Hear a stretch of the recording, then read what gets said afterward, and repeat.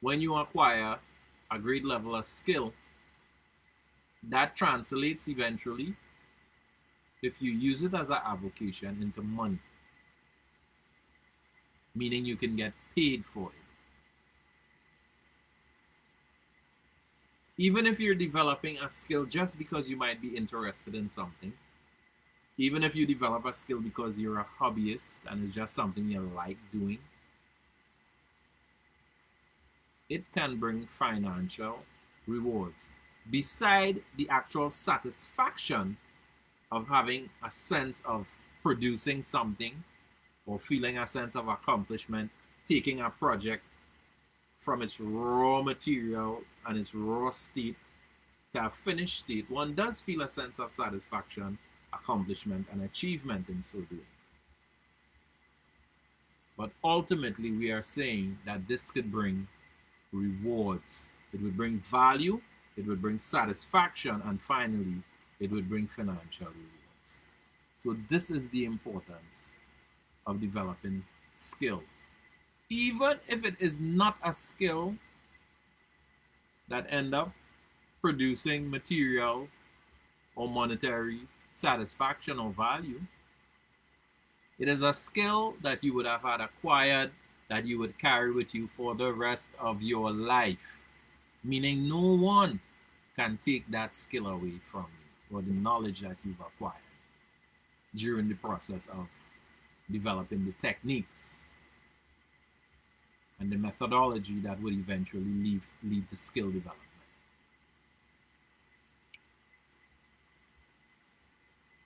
The sixth thing on the list, which I actually think should have had a higher priority, is building good health. This might be actually the most important investment that you would ever make in your life. And I would tell you why. If you do not have good health, you cannot enjoy anything. So I would say investing in your health is the most important thing of everything on the list. And it falls at number 6 here on my list. Let me explain now what do I mean by developing or building health. We all assume that as long as you get up every morning, you're able to stretch and you're able to do all the things that you normally do, you don't have to worry about building health. Well, I'll tell you what. As time progresses and as we grow and as we become older or aged, our bodies are not able to cope in the same manner it would have when you were younger. Lack of exercise, lack of oxygen, lack of movement causes the body to degenerate at a rapid rate. Improper eating habits causes the body to break down and degenerate at a rapid rate.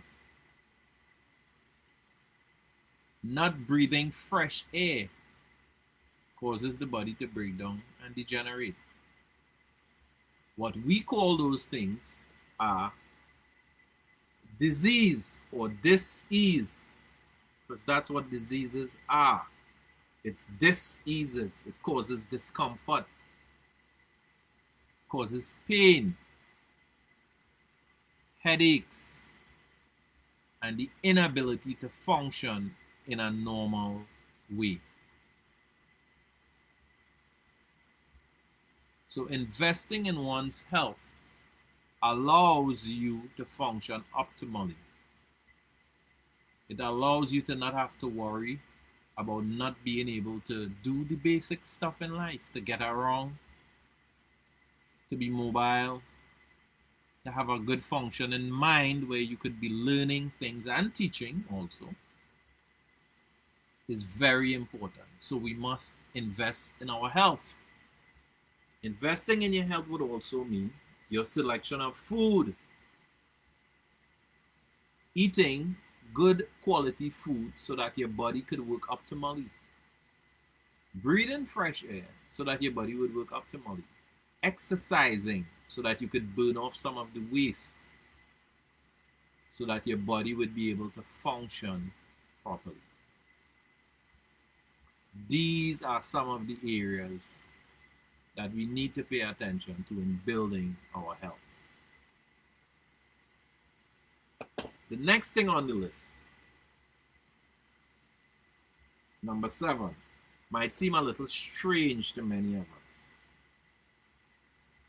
But this investment in yourself is also a very important investment. It's called selling something.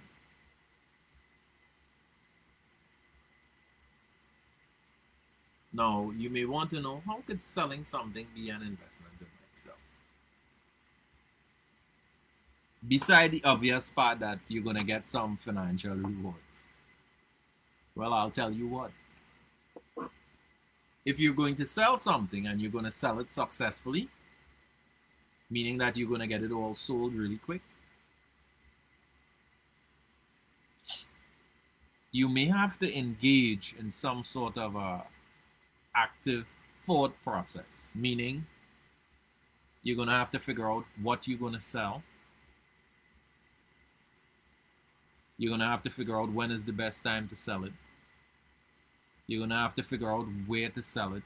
You're going to have to figure out who to sell it to.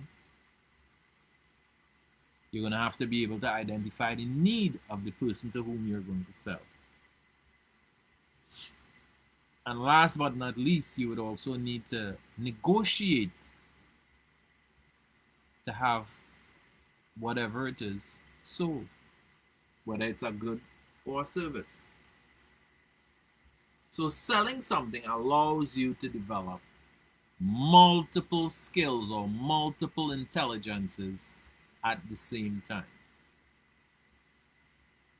It teaches you negotiation skills. It teaches you marketing skills. It teaches you purchasing skills. It teaches you manufacturing skills. Even if it's a cake you're going to sell, or a red plum, or a tambron ball, all of these things has to be considered. So selling something entails a particular type of experience and a particular type of skill. So again, all of it ties into education through our journey through life. Number 8 on the list is optimizing your environment. By optimizing, we are talking about being able to function effectively, being able to produce the greatest result. That's what we're talking about when we use the term optimizing. And when we talk about your environment, we're talking about the space or the place that you operate in.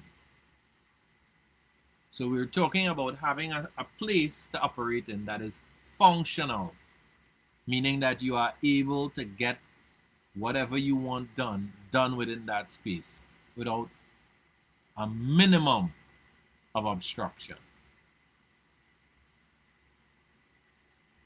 So there would be concepts such as decluttering a space. And this is an interesting one because this is something that sometimes translate into the battle of the sexes. By that, what do I mean? I mean your space that you're trying to optimize. There might be some territorial issues, you know, if you're sharing a space with your wife and your children. You know, you might want to bring the machines into the living room, which may not be practical, might be functional, but might not be practical. What should be in the garage You might want it in the kitchen. So there is going to be a major conflict there. So when I say battle of the sexes, I simply am saying that one has to be pragmatic or practical.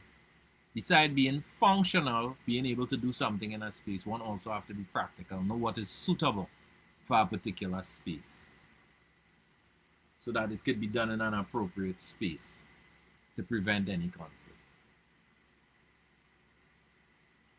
But having a space organized, well put away, where everything is available or handy when you need it, being able to get it when you want it, to be able to carry out the functions that you have to, optimizes your ability to produce and to get results.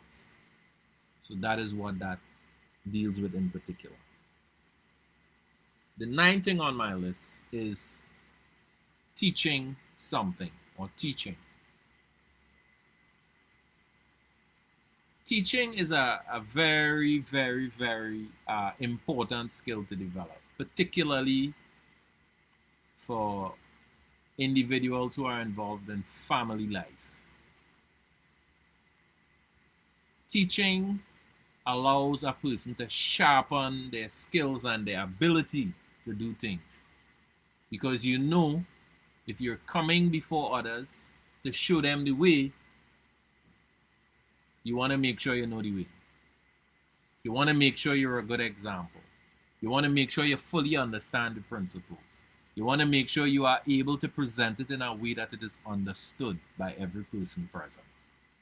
So teaching actually teaches the teacher to be prepared. So it means that the teacher would have to be a master of the particular subject that they are trying to impart onto the persons who they are teaching. So teaching is an opportunity to strengthen one's knowledge on what one knows. It is an opportunity to impart one's knowledge onto others. And it is an opportunity for one to develop the skill and the art of being able to communicate effectively. Some teachers aren't so good, some are better than others, because they're all humans and they would have flaws and imperfections. And while some would seem to be better than others, it could be the years of experience and practice, as well as it could be just the characteristics of the particular individual. All right, I don't want to go into teaching styles and all of that. That is a whole other program. The final thing on the list of self-investment is more or less a segue for the next program that is going to be dealing with financial investments. But this particular self-investment deals with building separate incomes.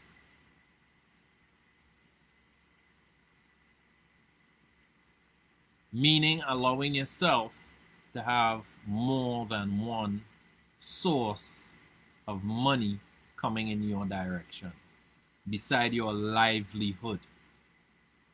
Note that I didn't use the word income, because income is returns on investments.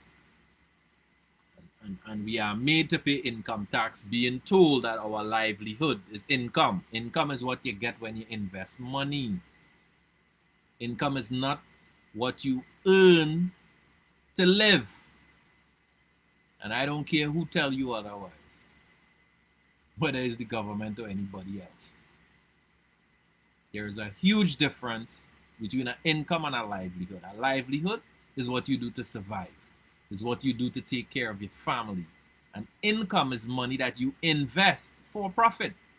The returns on those profits is referred to as income. So tell them I said that. And tell them they must also use clear and concise legal definitions to describe this. Because when you go to court, they don't care about common usage. They care about what is on the law books. But anyway, not straying from the topic, let me go back on course. What I'm discussing is building separate sources of money as a means of investing in oneself. We mentioned all the different skills that one could use to generate money. So skill development is one way. Hobbies is another way. The way you utilize your resources. I think the last stream was on savings and budget, financial planning. But investing in yourself would include some of those things that was covered in the last stream, such as paying attention to how you're spending your money, where you're spending your money, and what proportion of your money goes towards what each month. These are ways that you actually retain some of your money. But now what I'm talking about is how do you have it coming in from different places beside your livelihood, beside skills that you have developed. Well, our interest is also in not just in self-development, but also in community development, developing the Ifa Orisha community. One of the ways you could have money coming in is by investing in your community, investing in other members of your community, even investing in your ELA or church if some people are more comfortable with that term.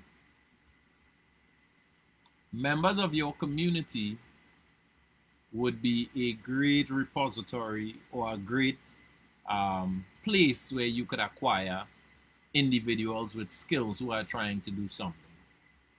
You could take a little bit of what you have and give it to them and allow them to grow, and then you could get a little bit of benefit from their growth.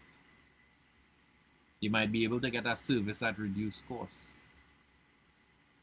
You might even be able to get a little additional to what you lend them. You know, the neighbor that sells sweetbread every weekend, and she run out of flour, so she come by to get 4 pounds of flour borrow from you, and you give the neighbor that so that she could, you know, make she sweetbread because she's supposed to make 12 for our order this weekend. The person might end up taking 10 because they don't have all the money, so she might end up with 2 extra sweetbread. So you might get back your flour, but you might also get back a sweetbread too.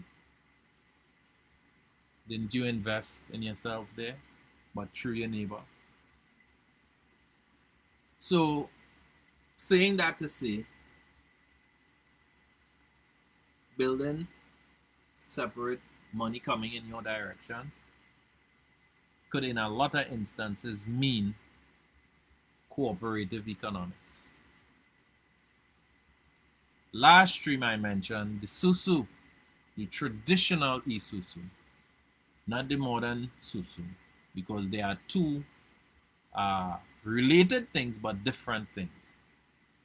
Because the method is also a cooperative method of acquiring money. But number 10, talking about separate money coming in, a great amount of money, may not be paper money, but a lot of value could come through taking your resources and sharing it with members of your community. I mean, the neighbor making the sweetbread was just one example. The Susu is another example. Right? The cooperative is another example. People have agricultural cooperatives and, you know, credit union cooperative credit union. These are all examples of collective economics. And it is a way of investing in yourself. So I think I sort of said everything that needs to be said on the area of self-investment. Some people use the term personal investment, but personal investment is something slightly different, because then we could get into things like financial instruments and all that. But I just want to show a few books that I sort of use generally to help prepare a lot of the different things that we would be discussing. All right. This is the first one, called How to Make Personal Financial Planning Work for You.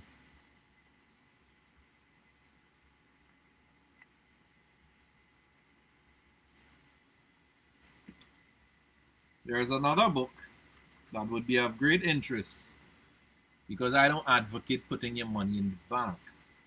But for those who deal with financial institutions such as banks, you should understand how these institutions work before you go and put your money there. So this book right here,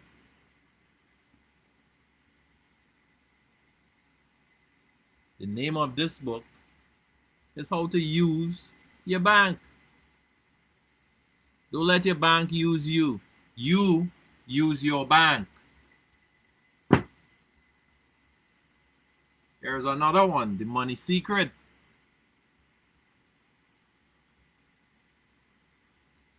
Seeing it? By Donald Ivor Peake.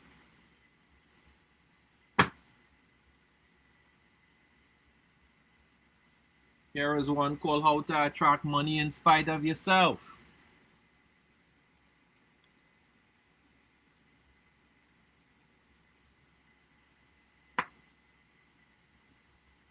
Here is one that we will be getting into in the future. This one is called A Guide to Financial Instruments. It shows you all the means in which, all the different instruments that there are that you can use as an investment vehicle. And last but not least, not last, I have one more. But this is a very old book that I've had. It's called The Millionaire Mind. And I'm not telling you to get no millionaire mind. I'm telling you to understand how finances work. That's why we look at these books. We don't need no European mindset. We need an African mindset. We need to understand Isheshe tradition. So we could look at what they have out there, and then we could look at what we have, compare the two, and get the best of what is our own. And then if we have any uses for what they have, we could probably take a little, whatever. All right, this one here is called The Secret of Creating Wealth. All right, and I hope you all see an inset that the author sitting right there in front of his book is a black man, an African man. All right, now, anybody interested in any of the names again and the authors and the publishers, I would gladly send you the information if you request it. You could just inbox me and I would gladly send you the information. All right, it's time for me to close off. So I'm going to read another Odo Ifa in closing. Essay Ifa rather. Again from A.G. Ogby.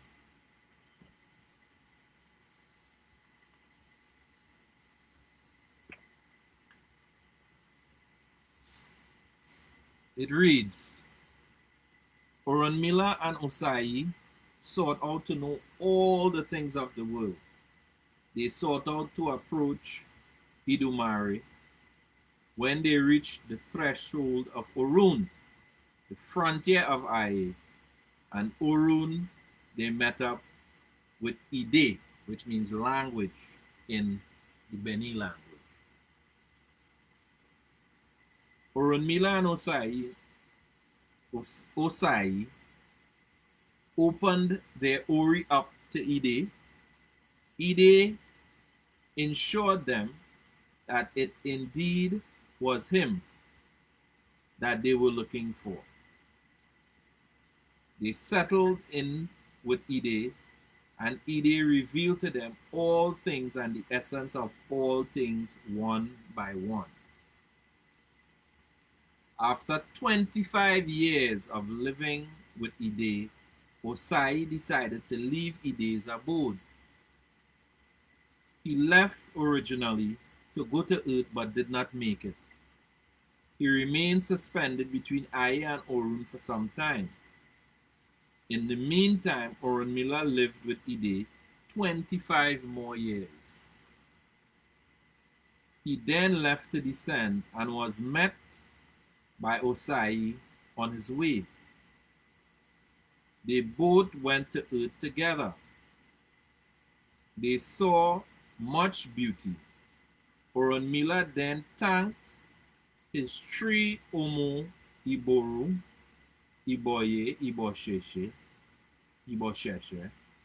and Osai thanked his three Omo Sisamaje, Isamaje, and Sasalabirari. And the explanation is, in this verse we learn that before they could even reach Olodumare, that had to learn the profundities of life and its mysteries from Ide, which is language. Language contains the key to unlock the door of healing, avert death. This means we must utilize the proper language of the deities to access mysteries. This verse also reveals the primacy of language in culture. Osai is mentioned here to show that language is our most potent tool to evoke the power of plants. So, this essay, Ifa, is telling us that it is very important that we link ourselves to the language of our ancestors, as this is going to be the key to us having a great measure of access to information and knowledge. So with this, I would like to say Odabo, and I would see you on my next stream on finances next week. Oludumare is Ashe.